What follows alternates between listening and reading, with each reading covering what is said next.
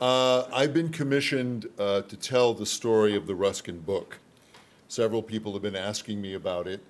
So I'll start by just quickly telling the story of a large folio volume that is in the collection of special collections, that is in the exhibit that at the Feuchtwanger room of the Ruskin Art Club archives. Well, it's a large folio book, I think 1735. It is a catalog of the art holdings of the Schönbrunn Palace in Vienna. Each hand-drawn page of the shape of the room, and then all the art in each of the rooms in position, in situ, page by page. It's extraordinary volume. This volume was found in the old Ruskin, when we had a clubhouse, a 1922 clubhouse in the Wilshire area. This clubhouse had an office, and it was found on a desk in the office, behind it actually, swathed in T-shirts. It came as a result of my asking one of my fellow officers, have we ever moved this desk? Has this desk ever been moved? So behind the desk there was this T-shirted 18th century folio volume, which to our delight turned out to be from Ruskin's Brantwood collection. How it got to be on Plymouth and 3rd in Mid-Wilshire area, we don't know. We do know why it was behind the desk, however. The club needed a new roof.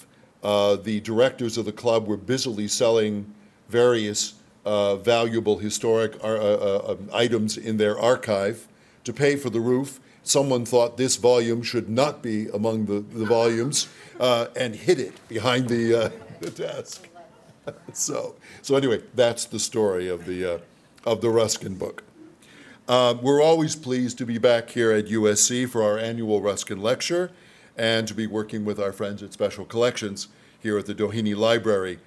The Ruskin Art Club is LA's oldest cultural association, dating back to 1888. In fact, next year we will celebrate our 130th anniversary. Throughout that long history, in various ways, we have been associated with USC, and not least through this ongoing lecture series. Let me say something at the outset about the Ruskin lecture itself. While it would be interesting and valuable to focus on Ruskin himself, 19th century polymath, perhaps the century's greatest art critic and social thinker, one of the unacknowledged creators of the modern world, as one scholar has asserted, the point of this lecture series is somewhat broader than that. Each year in this Ruskin lecture, we have a chance to do what I like to call applied Ruskin. That is to reflect on a contemporary issue, on something that we're grappling with in the 21st century, and to see what light Ruskin's ideas or like-minded thinkers might shed on those questions that we're facing today. So I suppose in this lecture series, Ruskin is not so much the last word as the starting point of the discussion, the first installment of which will follow this lecture. So please, when the lecture is over, please stay. Part of the delight of these events is really having a chance to engage not only with the lecturer, but with one another, and to really have a chance to begin to unpack some of the themes that we're dealing with. We're so pleased that Professor Amy Whitson Bolton has agreed to speak to us tonight on a topic that could hardly be timelier, Ruskin's truths in the age of fake news. Amy spoke earlier today in a conversation with Sharon Lloyd, sponsored by the Levin Institute for Humanities and Ethics, on truth as a public good. So it's been a busy day, and I should add a busy month. Professor Whitson Bolton, with a number of us, will be taking this topic on the road, so to speak, for a one-day symposium on the relevance of Ruskin and Morris's ideas to the political and cultural challenges of our times in San Francisco on September 23rd. And you'll find information on that in your programs, and there's also, I believe, a flyer which gives more details about that upcoming symposium in San Francisco. Amy comes to us from Loyola Marymount University, where she's an associate professor of British and Irish history. Her interest in Ruskin stems from her work on cultural reactions to industrialization, particularly the history of art museums and the social role of art and the changing status and meaning of art and nature in modern society. She's a companion of the Guild of St. George, the charity Ruskin founded in 1871. There are a few others of us here who are proud and privileged to be companions of the Guild, and not incidentally, a member of the Ruskin Art Club. So without further ado, Professor Whitson Bolton.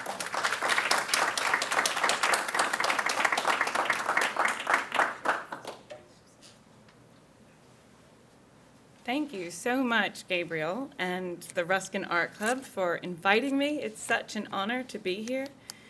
And so exciting to share. This paper was, this lecture was much easier to write than I thought it maybe was going to be. I realized I had a lot more to say about Ruskin in the age of fake news than maybe I realized even. So what do the writings of John Ruskin have to offer us in this moment of suspicion, partisanship, and fears of fake news? Well, sorry, my computer is just telling me it's time for the lecture, which I should maybe. All right, good. It's right. What do the writings of John Ruskin have to offer us in this moment of suspicion, partisanship, and fears of fake news across the political spectrum? We decry our fraying social fabric, fear for the health of our democracy, and doubt our ability to navigate rapid cultural, technological, and environmental change. Aggravating our anxiety, we can't seem to access a reality or gain a perspective unmediated by technology or partisan interpretation. The nagging sense that our traditional and social media are awash in fake news, foreign manipulation, lurking hackers, malicious malware, and duplicitous algorithms highlights our sense of disconnect. We cannot even seem to agree on what it is that we all disagree about, let alone come together to find solutions. We increasingly seem to consume our democratic institutions in terms once reserved for leisure and entertainment, and there seems to be no clear distinctions between politics and popular culture, or between the hard work of citizenship and the fast-moving power of celebrity. While I can't offer you a clear way out of this conundrum, I can try to offer you a pause to consider these categories of true and false, real and fake, authentic and imitation, and to reflect on their longer history. Such questions might seem unique to our strange political and cultural moment, but actually these precise categories have shaped critiques of modern, mechanized, capitalist society for nearly 200 years. Why have so many social critics pinpointed this particular source of anxiety? What can earlier thinkers teach us about our shared historical moment? And how can their acts of witness to their own societies, which they also perceived as being in crisis, help us gain perspective on ours? In short, why does modern life feel like an unending search for the true, the natural, and the real? Of course, many human societies in the past have understood our universe through these same categories of true and false, real and fake, authentic and imitation. For example, for millennia, Hindus and Buddhists have considered our physical world as hiding a deeper ultimate reality, and Plato famously understood us to perceive only a partial, shadowed rendering of the real. However, I am not addressing that broader philosophical or theological question this evening.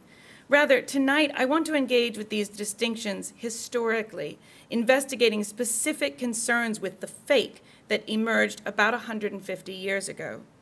Over and over again, 19th century novelists, artists, and social critics came back to the problems of falsity, appearance, hypocrisy, surface, hollowness, veneer, to the particular problem of representation in shaping their world, which led to a frantic and pervasive search for authenticity.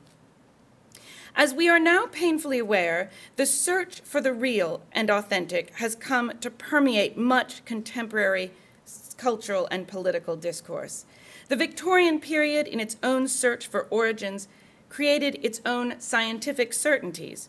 For example, that nations were natural, fundamental entities that arose from land, blood, language, religion, and history, and that people are born into biologically defined categories of race and gender.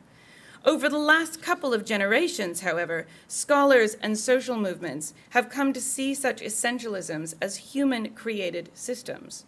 Civil rights activists, anti-imperialists, and feminists have worked hard to question these long-dominant truths as being facts that lie outside of human control. Scholars such as Benedict Anderson called nations imagined communities, and Eric Hobsbawm and Terence Ranger showed how they arose and have been maintained through invented traditions. Much contemporary debate now swirls around rethinking these institutions, systems, and narratives, but in tackling this issue, many have now come to question our ability to connect with any reality or truth outside of human invention at all. Truth was, in fact, a crucial aspect of John Ruskin's critique of his own society, and it has remained at the heart of many of the most trenchant social and political critiques over the last 150 years or so. I'm not claiming that Ruskin is important because he was the first to say these things, or because of a specific genealogy of thought that leads directly to us today. Rather, I find him fascinating because he was an extraordinarily attentive witness to changes in England in the second half of the 19th century, changes that deeply resemble and in fact helped to create the conditions for our own economy, politics, society, and culture. Born in 1819, Ruskin observed the rise and triumph of political liberalism, that is, the political philosophy of the free market, and the continuing effects of industrial capitalism, the explosive growth of cities, commodities, nationalism, technology, and spectacle, as well as of poverty, class conflict, imperialism, pollution, and alienation. As we will see, Ruskin understood this society in terms of complex and interconnected factors, and in his dense and poetic writings, he brought together capitalism, industrial production, inequality, consumption, alienation, nature, beauty, truth, and meaning. Ruskin's keen eyes and sharp mind zeroed in on the effects of this transformation on the material culture, art, and architecture of his period, as well as on social and political structures. And crucially, he saw all of these changes as interconnected.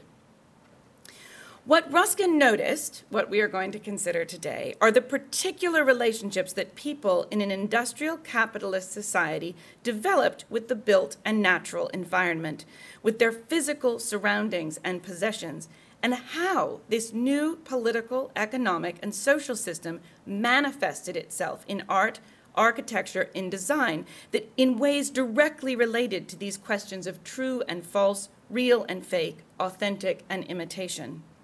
Engaging with Ruskin is a kind of time travel. We get to go back to a world that is going to seem very strange, but also strangely familiar. To try to understand industrial capitalism is to enter into a world of proliferating mirrors that is our cycle of production, advertising, consumption, desire, and identity, as well as our deliberate erasure and denial of the true costs of this cycle and the hyperreality or simulacrum that we have entered. Ruskin calls our attention to the details of this process, to its operations. Holding on to truth in this ever-quickening and never-ending cycle of desire and appearance can seem impossible. By calling attention to this in his own time, Ruskin allows us to see our time more clearly by understanding that we are still part of this historical process. To understand Ruskin's critique of how industrial capitalism changed our relationship with our material culture, I want to start by considering the laminate wood shelving that is next to me in my office. It doesn't have to be laminate wood shelving. You're welcome to choose any imitation material you like, either one that you live with, or one that you particularly admire, or one that you particularly despise. The key question here is to think of a material, such as laminate wood, that is meant to give the impression of being something else. The question is, why do we use these materials in our homes and workspaces? I assume that these shelves were less expensive for my university than real wood, but what function is the laminate itself serving? Or more precisely, if cost effectiveness is the function that there not being real wood is serving, what function is served by the shelves appearing to be wood? Ever since first reading Ruskin, this is a question that I find myself frequently asking. Why do we surround ourselves with so many objects pretending to be something else? How does this simulation contribute to our anxieties and discontents? And how can observing it help us understand our relationships to larger systems of meaning, consumption, identity, and desire? The university decided to put in laminate wood shelving because its reality as wood is not as important as the feeling that the object produces, the illusion of being wood.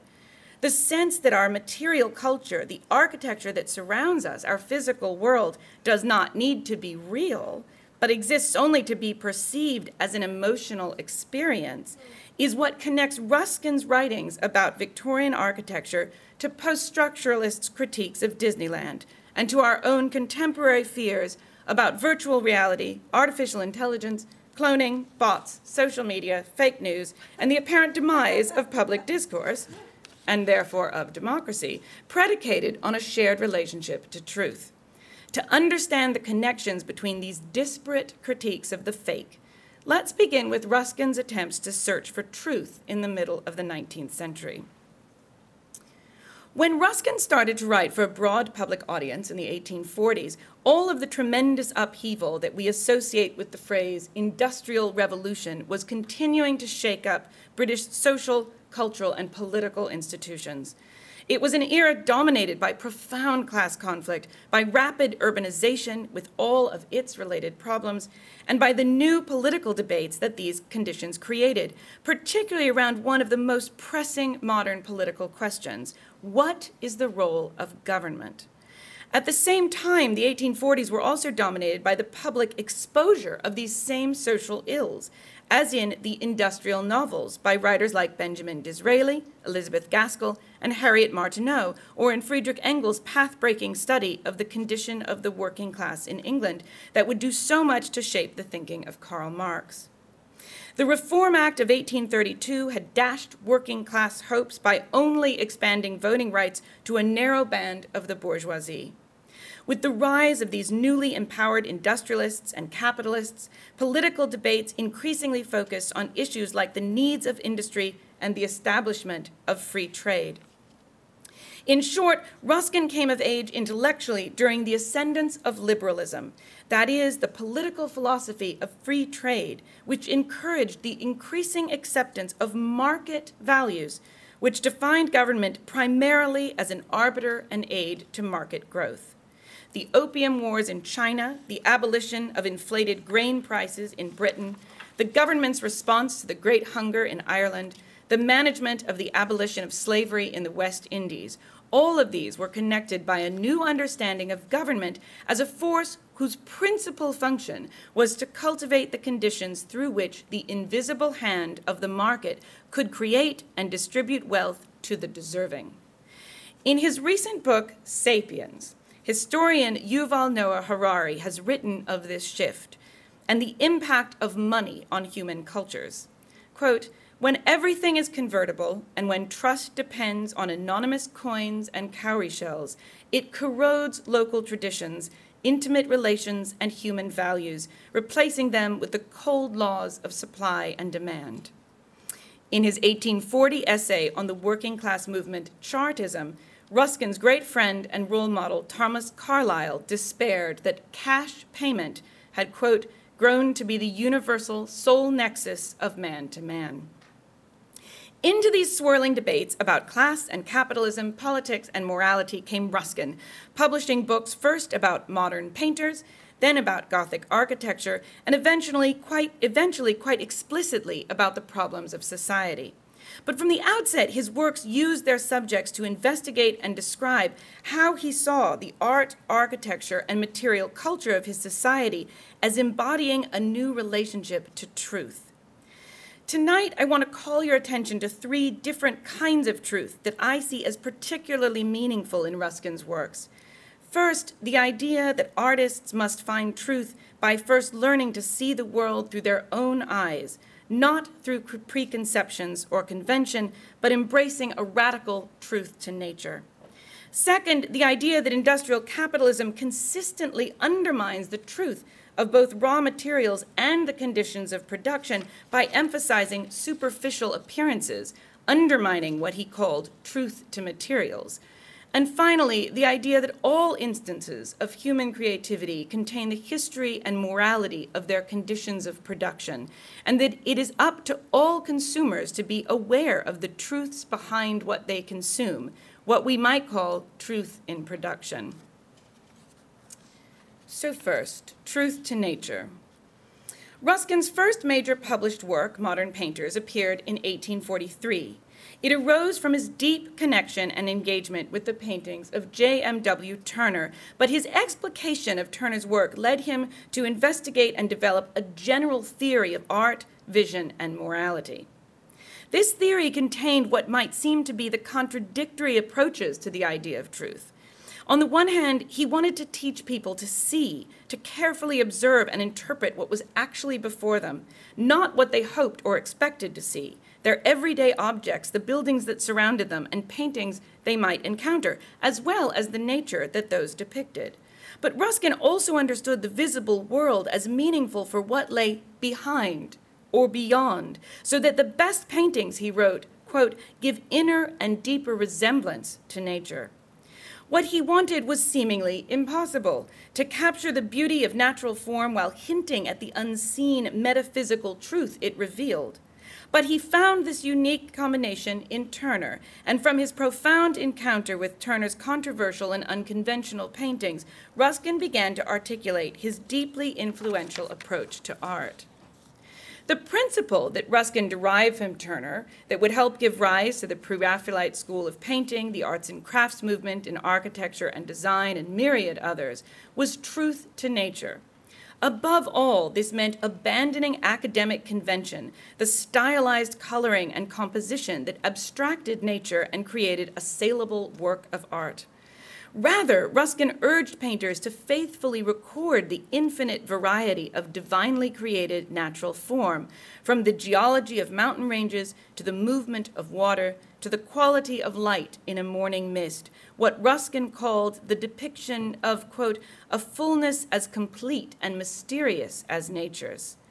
Ruskin disdained the painters who had shaped the academic tradition, such as 17th century Nicolas Poussin, who, he wrote, painted, quote, distances that were mere meaningless tricks of clever execution, which, when once discovered, the artist may repeat over and over again with mechanical contentment and perfect satisfaction, both to himself and to his superficial admirers.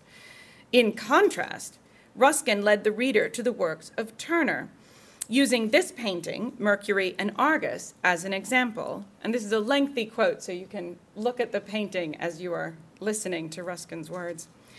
Abundant beyond the power of the eye to embrace or follow, vast and various beyond the power of the mind to comprehend, there is yet not one atom in its whole extent and mass which does not suggest more than it represents, nor does it suggest vaguely, but in such a manner as to prove that the conception of each individual inch of that distance is absolutely clear and complete in the master's mind, a separate picture fully worked out, but yet clearly and fully as the idea is formed, just so much of it is given and no more as nature would have allowed us to feel or see, just so much as would enable a spectator of experience and knowledge to understand almost every minute fragment of separate detail, but appears to the unpracticed and careless eye just what a distance of nature's own would appear, an unintelligible mass. Not one line out of the millions there is without meaning, yet there is not one which is not affected and disguised by the dazzle and indecision of distance. No form is made out, and yet no form is unknown. For Ruskin, then, the genius of Turner lay in his capturing the reality of nature, not through slavish imitation of each and every detail, but by replicating what the artist himself had seen through his eyes or in his mind's eye when he created the painting. Thus, Ruskin wrote elsewhere that if he could, he would rather have actual windows looking onto scenes than the paintings depicting them, meaning that the act of painting was to recapture the artist's vision and to see through his eyes. Later, in the third volume of Modern Painters, published in 1856, Ruskin more explicitly contrasted the assumptions of the Royal Academy and the grand style with his own theory of art. Where founding Royal Academy President Sir Joshua Reynolds had chided painters who slavishly and mechanically imitated nature and called on painters of genius to use their imaginations, Ruskin called on painters to see truth and to paint the real. The whole power, whether of painter or poet, to describe rightly what we call an ideal thing depends on its being thus to him not an ideal, but a real thing. Crucially, Ruskin wanted to do away with the insult that some painters were vulgar who attempted to depict what they saw in the way that they saw it. There is never vulgarity in a whole truth, however commonplace. It may be unimportant or painful. It cannot be vulgar. Vulgarity is only in concealment of truth or in affectation. Elsewhere, he wrote that the greatest thing a human soul ever does in this world is to see something and tell what it saw in a plain way. Hundreds of people can talk for one who can think, but thousands can think for one who can see. To see clearly is poetry, prophecy, and religion all in one. To see truly and depict truly what one sees, that is the end of all art, to use one's genius and imagination to capture the actual wonder of the universe. Indeed, for Ruskin, this was the highest goal of any person, and it was a profoundly moral and even political act. Seeing would reveal the reality of the burgeoning cities of industrial Britain, with all of their attendant physical and moral ugliness, just as it would uncover the contrasting beauty of nature with all of its deeper significance as the sign of something that transcends human perspective. In this sense, seeing meant refusing to accept cliched platitudes and justifications for poverty and suffering, just as it meant refusing to paint in the trite, conventionalized colors of the Royal Academy. Ruskin's exhortations to embrace a new kind of seeing would revolutionize the British art world, helping to create a market for emerging artists who challenged academic orthodoxy and influencing generations of writers, artists, designers, architects, and reformers, from William Morris to Kate Greenaway to Mohandas Gandhi to Marcel Proust. For Ruskin, as for so many reacting to industrial capitalism, nature became a touchstone in the search for capital T truth, because it represented divine creation. Quote, all great art is the expression of man's delight in God's work, not in his own. Truth to nature, then, was about challenging artistic conventions, but it was also a profound critique of the fundamental assumptions in Britain about the social role of art and about the social role of nature. Why has the idea of nature been so powerful in this modern search for truth, for the real and authentic?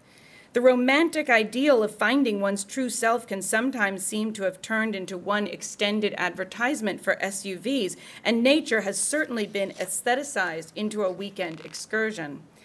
I don't have time tonight to fully grapple with this question, but I do want to point out that thinking of modern cultural and political criticism in terms of truth can highlight the extent to which this place called nature has served, for many thinkers, as a system outside of the mirrors of signification and representation, that is, as the one remaining space, whether real or imagined, not dominated by the cash nexus or the logic of profit.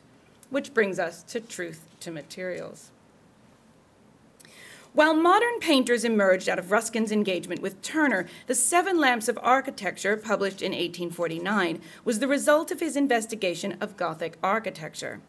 The Seven Lamps continues his study of the meaning and morality of material culture, asking why the designs of past ages seemed qualitatively different than the productions of his own period. In seeking out general laws as to what constituted good architecture, Ruskin was explicit that he did so in the midst of tremendous change, including in the very purposes and types of buildings. He wrote, "There is no law, no principle based on past practice which may not be overthrown in a moment by the arising of a new condition or the invention of a new material, and the most rational, if not the only, mode of averting the danger of an utter dissolution of all that is systematic and consistent in our practice, or of ancient authority in our judgment, is to cease for a little while our endeavors to deal with the multiplying host of particular abuses, restraints, or requirements, and endeavor to determine as the guides of every effort some constant, general, and irrefragable laws of right, laws which, based upon man's nature, not upon his knowledge, may possess so far the unchangeableness of the one, as that neither the increase nor imperfection of the other may be able to assault or invalidate them." Ruskin was determined, in other words, to understand what architecture was and what rules architects could follow so that the productions of his own age, despite the proliferation of new kinds of buildings, could serve the same role as the architecture of past ages, namely, as he explained, as the art which so disposes and adorns edifices raised by man for whatsoever uses, that the sight of them may contribute to his mental health, power, and pleasure. Understanding architecture as an art as opposed to a technique or skill, and therefore defining it as the unnecessary elements of a building, Ruskin did not diminish its importance. Art for Ruskin was the highest aim of any civilization, and the highest society was one in which all citizens had access to shared beauty. The lamps that he proposed in the Seven Lamps of Architecture, rules or ideals for seeking beauty in the built environment, all highlighted elements of morality and guiding principles of the industrial capitalist society expanding all around him. Sacrifice, truth, power, beauty, life, memory, and obedience were in fact all social ideals he saw embodied in the architecture of primarily French and Italian late medieval cathedrals and palaces. Architecture for Ruskin was a society's values, expressed and preserved in stone. The buildings of his own time, he wrote, have, quote, constantly the look of money's worth, of a stopping short wherever and whenever we can, of a lazy compliance with low conditions, never of a fair putting forth of our strength. Let us have done with this kind of work. At once, cast off every temptation to do it. Do not let us degrade ourselves voluntarily and then mutter and mourn over our shortcomings. Let us confess our poverty or our parsimony, but not belie our human intellect. The question of honesty in architecture pervades the whole volume, but here we will focus on the lamp of truth, which takes us back to my laminate wood shelving. Ruskin sets up his discussion of truth in architecture in terms of the general acceptance of fakery that makes people hungry for authenticity. Quote, "It is not calumny nor treachery that do the largest sum of mischief in the world," Ruskin wrote. "They are continually crushed and are felt only in being conquered.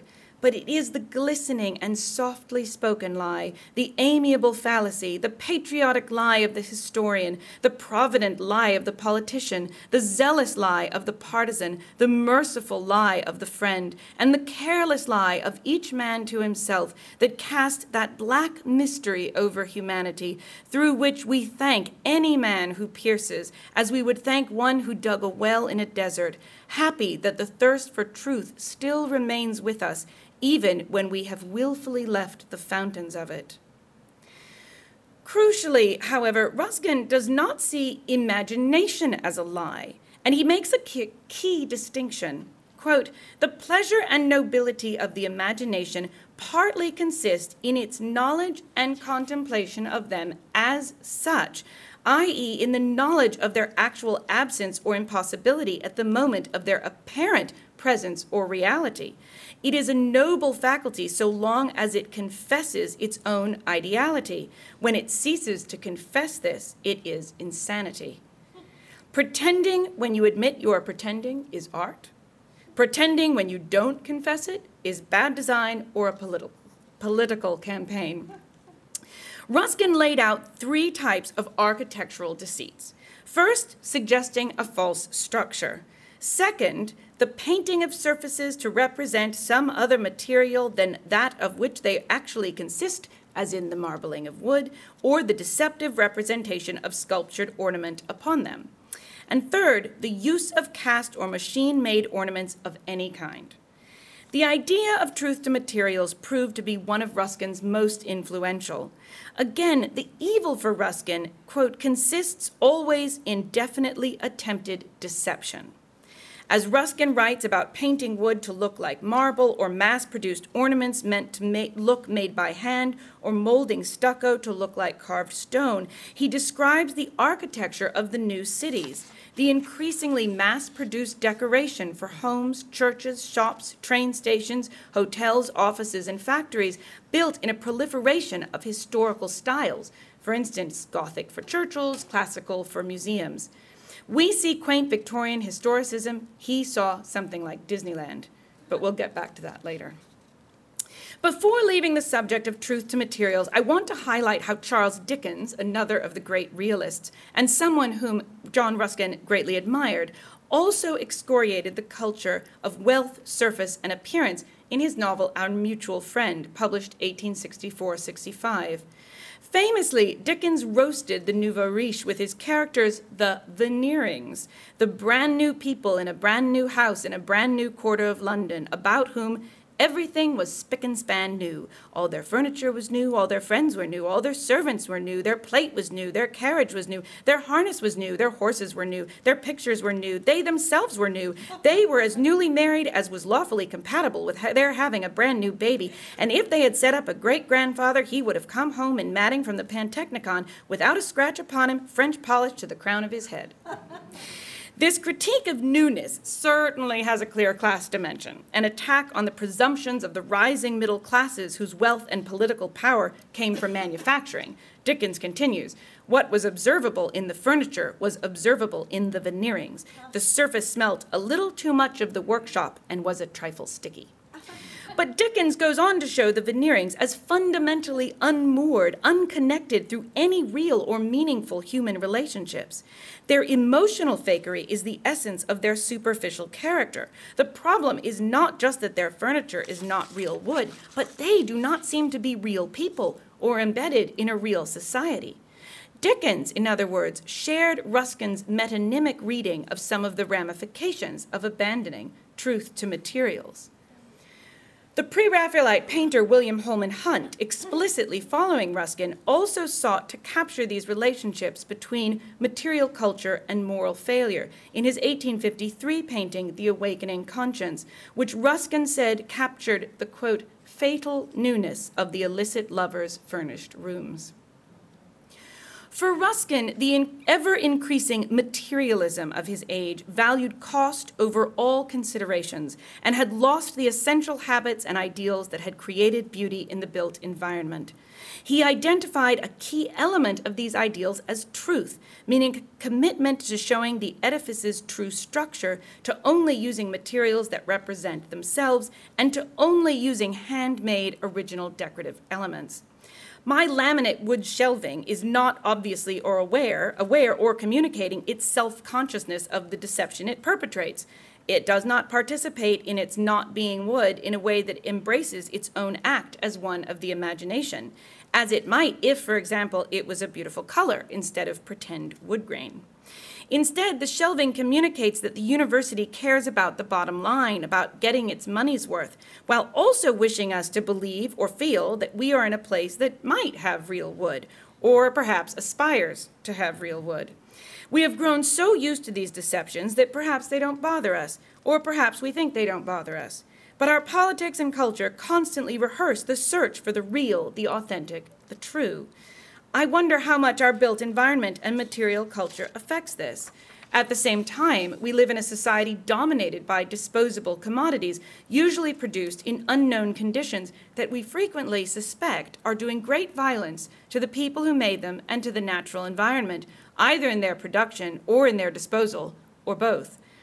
These ideas lead us to the final element of Ruskin's idea of truth that I want to highlight. That is, knowing the truth about our built environment and about where our stuff comes from, what we might call truth in production. In The Stones of Venice, published in 3 volumes, 1851 to 1853, Ruskin included a chapter on the nature of Gothic that returned to many of the themes he had touched on in The Seven Lamps. Here he defined and defended the Gothic specifically, rather than architecture in general, in terms of 6 elements: savageness, changefulness, naturalism, grotesqueness, rigidity, and redundance. It is savageness that interests me here because it is in his elaboration of this idea that Ruskin once again turned his observations of Gothic architecture into a critique of industrial capitalist society. Turning traditional academic architectural thinking on his head, he dismissed the Greek orders as seeking a perfection that was unnatural and turned the workers who built Greek temples into slaves. But of course his concern was not, or not only, with Greek stonemasons. His concern was the nature of mechanized labor. I quote here at length because of the beauty of this passage is part of its power. You must either make a tool of the creature or a man of him. You cannot make both. Men were not intended to work with the accuracy of tools, to be precise and perfect in all their actions. If you will have that precision out of them and make their fingers measure degrees like cogwheels and their arms strike curves like compasses, you must unhumanize them. All the energy of their spirits must be given to make cogs and compasses of themselves. All their attention and strength must go to the accomplishment of the mean act. The eye of the soul must be bent upon the finger point, and the soul's force must fill all the invisible nerves that guide it 10 hours a day, that it may not err from its steely precision, and so soul and sight be worn away, and the whole human being be lost at last, a heap of sawdust so far as its intellectual work is concerned, saved only by its heart, which cannot go into the form of cogs and compasses, but expands, after the 10 hours are over, into fireside humanity. On the other hand, if you will make a man of the working creature, you cannot make him a tool. Let him but begin to imagine, to think, to try to do anything worth doing, and the engine-turned precision is lost at once. Moreover, Ruskin urged his readers to apply these ideas to their own lives and living rooms, and to rethink their purchasing habits in order to use the power of consumer demand to change working conditions. This dehumanization in mechanized production, he wrote, can be met only by a right understanding on the part of all classes of what kinds of labor are good for men, raising them and making them happy, by a determined sacrifice of convenience or beauty or cheapness as is to be got only by the degradation of the workman, and by equally determined demand for the products and results of healthy and ennobling labor. And how, it will be asked, are these products to be recognized and this demand to be regulated? Easily, by the observance of 3 broad and simple rules. 1, never encourage the manufacture of any article not absolutely necessary, in the production of which invention has no share. 2, never demand an exact finish for its own sake, but only for some practical or noble end. 3, never encourage imitation or copying of any kind, except for the sake of preserving records of great works. Notice how these rules go directly against all modern economic thought, rejecting the division of labor and the free market.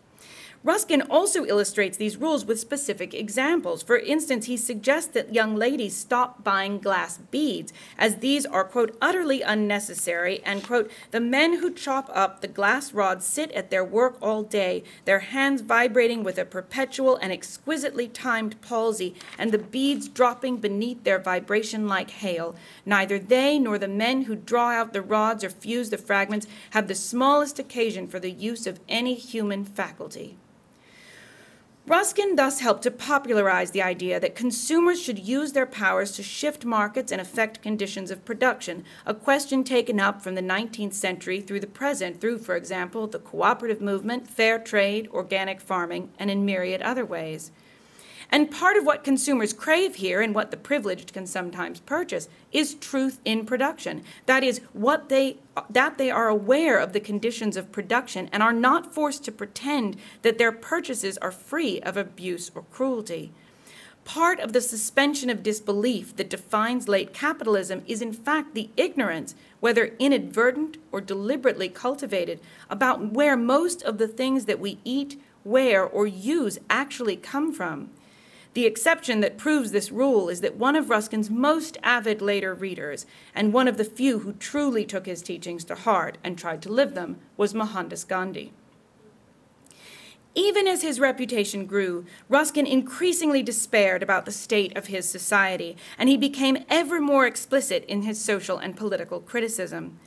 Towns and organizations invited him to lecture, and he used these opportunities to generally scold his hosts and exhort them to fundamentally change their society. A good example of this occurred in 1864, when Ruskin went to the northern industrial city of Bradford, invited by the proprietors of the Bradford Exchange to discuss the architecture of their proposed new building. Ruskin was clear that this was a fairly ridiculous request. All good architecture, he said, is the expression of national life and character, and it is produced by a prevalent and eager national taste or desire for beauty. Moreover, he told them, good architecture is essentially religious, the production of a faithful and virtuous, not of an infidel and corrupted people. But what, he asked, was their religion? What architecture, in other words, could they produce?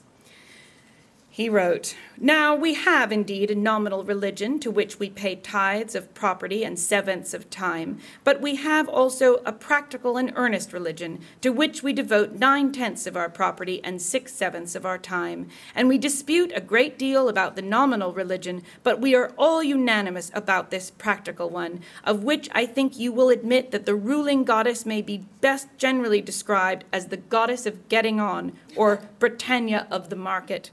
And all of your great architectural works are, of course, built to her.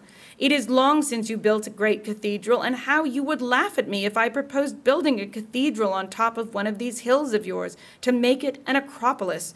But your railway mounds, vaster than the walls of Babylon, your railroad stations, vaster than the temple of Ephesus, and innumerable, your chimneys, how much more mighty and costly than cathedral spires, your harbor piers, your warehouses, your exchanges, all these are built to your great goddess of getting on, and she has formed and will continue to form your architecture as long as you worship her, and it is quite vain to ask me to tell you how to build to her.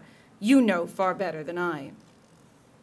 Here, then, Ruskin again urged people to see the truth behind their built environment, the political economy dictating how individuals, communities, and nations spend their money. What do our homes, workspaces, and cities tell us about our priorities and values? I know, he went on, that even all this wrong and misery are brought about by a warped sense of duty, each of you striving to do his best, but unhappily not knowing for whom this best should be done. And all our hearts have been betrayed by the modern economists, telling us that to do the best for ourselves is finally to do the best for others. Friends, our great master said not so, and most absolutely we shall find this world is not made so.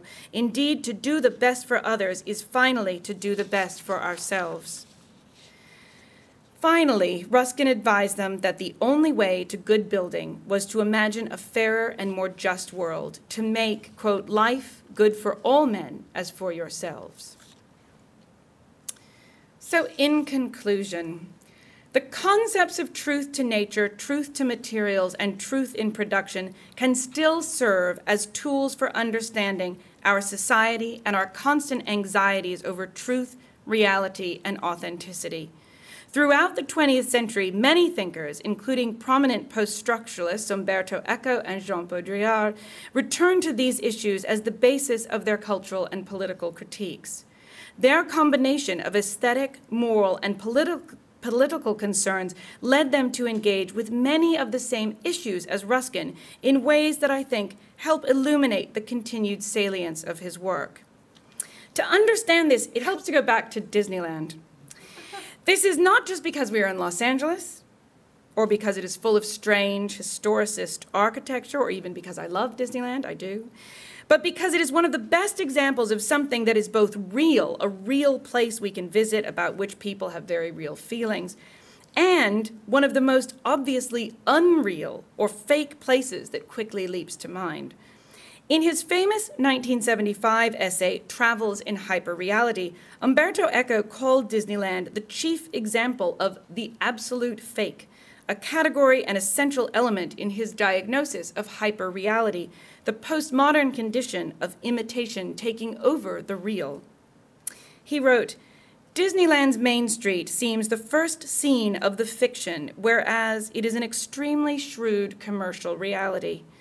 Main Street, like the whole city for that matter, is presented as at once absolutely realistic and absolutely fantastic, and this is the advantage, in terms of artistic conception, of Disneyland. The houses of Disneyland are full size on the ground floor and on a 2/3 scale on the floor above, so they give the impression of being inhabitable, and they are, but also of belonging to a fantastic past that we can grasp with our imagination.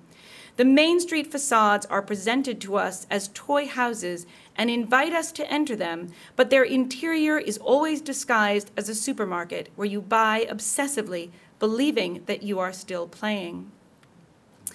Disneyland, Eco tells us, quote, makes it clear that within its magic enclosure it is fantasy that is absolutely reproduced, unlike other forms of realism which try to reproduce reality. Quote, what is falsified is our will to buy, which we take as real, and in this sense, Disneyland is really the quintessence of consumer ideology. That is, we imagine that our desire to possess the fantasy that Disneyland offers us originates in us, and, because we feel it as our own, is an authentic feeling, rather than the actual purpose of Main Street, which is to generate that feeling. Around the same time, French theorist Jean Baudrillard also used this hyper-real quality of Disneyland to analyze the postmodern condition. For Baudrillard, simulation defines modern life because we are surrounded by simulacra, that is, representations that do not refer or relate to any reality, but create their own reality. As he wrote, quote, Disneyland is presented as imaginary in order to make us believe that the rest is real, when in fact all of Los Angeles and the America surrounding it are no longer real, but of the order of the hyper-real and of simulation. It is no longer a question of a false representation of reality, ideology, but of concealing the fact that the real is no longer real, and thus of saving the reality principle. Here, Baudrillard connects aesthetics, architecture, morality, and capitalism in terms of reality or truth and simulation or the fake. For Baudrillard, unlike Ruskin, there is no longer any referent outside of culture, no nature or God, no longer, as he wrote, a last judgment to separate the false from the true, the real from its artificial resurrection, as everything is already dead and resurrected in advance. That is what he meant by the postmodern condition as one of pure simulacrum, a culture with no relation to any reality whatsoever. And yet for Baudrillard, as for Ruskin, this state turns into a horrified search for authenticity. Quote, "When the real is no longer what it used to be, nostalgia assumes its full meaning. There is a proliferation of myths of origin and signs of reality, of secondhand truth, objectivity, and authenticity. There is an escalation of the true, of the lived experience, a resurrection of the figurative where the object and substance have disappeared. And there is a panic-stricken production of the real and the referential, above and parallel to the panic of material production." At different points over the last 250 years or so of technological and political revolution, astute observers have felt that a qualitative change has happened. A last bridge has been crossed and burned. A chasm opened between our own relationship to reality and those of preceding generations. What fascinates me here is the convergence of thought among these disparate critics of industrial capitalism. The problem of the cash nexus is also the loss of reality and the frantic search for authenticity. Carlyle, Ruskin, Dickens, Eco, Baudrillard, and Harari have noticed, when everything in the system can be measured through the same unit of market value, indeed can only be measured in terms of monetary price, as there is no other shared cultural system, and as social relationships become mediated through objects, images, and discourse, rather than direct, we find we have no shared referent outside of our own proliferating objects, images, and discourse, and we seem to be surrounded by surface, veneer, the fake, the unverifiable, by alternative realities that spin out of our control. This is not to claim that Ruskin saw these things first or directly influenced Eco or Baudrillard. It is to say that they all observed various aspects of related phenomena, all connected to the history of industrial capitalism. When Ruskin looked at his world, he saw architecture that reminded him of what we see when we look at Disneyland, a series of historical and historicist reconstructions, new buildings with new uses, clothed in the ornament of past ages. Ruskin's ideas about architecture were part of this reaction to the modern world. For Ruskin, the simulation that he observed in modern architecture represented an essential feature of modern society, the reliance on appearance and monetary worth, the reduction of all things to the cash nexus, all energy given to the great goddess of getting on. His emphasis on truth circled back again and again to the fakeness of the world that he saw developing around him, producing architecture and objects designed to deceive, made only to sell, and consumed in order to produce a feeling rather than to perform a function, all of which ignore the real costs to real laborers and natural environments. He posited nature and the artist's ability to see truly and depict faithfully as one possible antidote to this. He was a witness, in other words, to the birth of Eco's hyperreality and of Baudrillard's simulacra. What, then, can Ruskin's ideas of truth teach us in the age of fake news? For me, it helps to remember that these debates about truth, reality, and authenticity have been with us for a long time, and that they are central to the experience of modernity.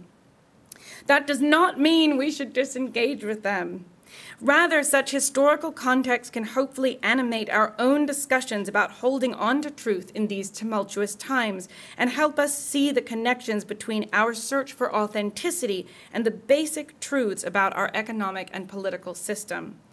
Ruskin protested his society as it changed before his eyes into our own. He noticed changes in the built environment and in social relationships, and he urged people to consider the root of these problems, namely the pursuit of wealth beyond all else, the mechanization of society, and the failure of political economy to consider anything but the economic bottom line, leaving out all consideration for conditions of production that might dehumanize workers or degrade the natural environment.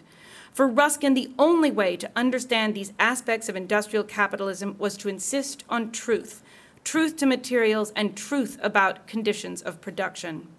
Likewise, he offered an alternative way of engaging with the world, one not predicated on the cash nexus, through his art criticism, namely to learn how to see the world in its entirety, its ugliness as well as its beauty, fullness of detail as well as emptiness. To see truly, he suggested, was to get to the real, where the real is not just the visible world, but the invisible moral order. I will leave you with Ruskin's words from the second volume of The Stones of Venice, published in 1853.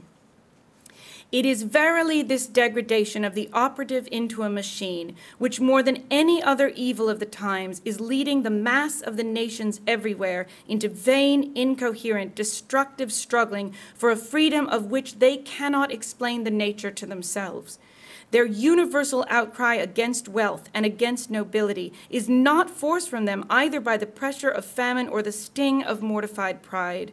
These do much and have done much in all ages, but the foundations of society were never yet shaken as they are at this day. It is not that men are ill-fed, but that they have no pleasure in the work by which they make their bread, and therefore look to wealth as the only means of pleasure. It is not that men are pained by the scorn of the upper classes, but they cannot endure their own, for they feel that the kind of labor to which they are condemned is verily a degrading one, and makes them less than men. To feel their souls withering within them unthanked, to find their whole being sunk into an unrecognized abyss, to be counted off in a heap of mechanism, numbered with its wheels and weighed with its hammer strokes. This nature bad not, this God blesses not, this humanity for no long time is able to endure. We need to think about what it means to look to wealth as the only means of pleasure, and maybe start to work toward a society rooted in recognition of people and the natural world beyond their economic use value, in connections beyond the cash nexus, and in a broader and more inclusive search for beauty, meaning, and truth. Thank you.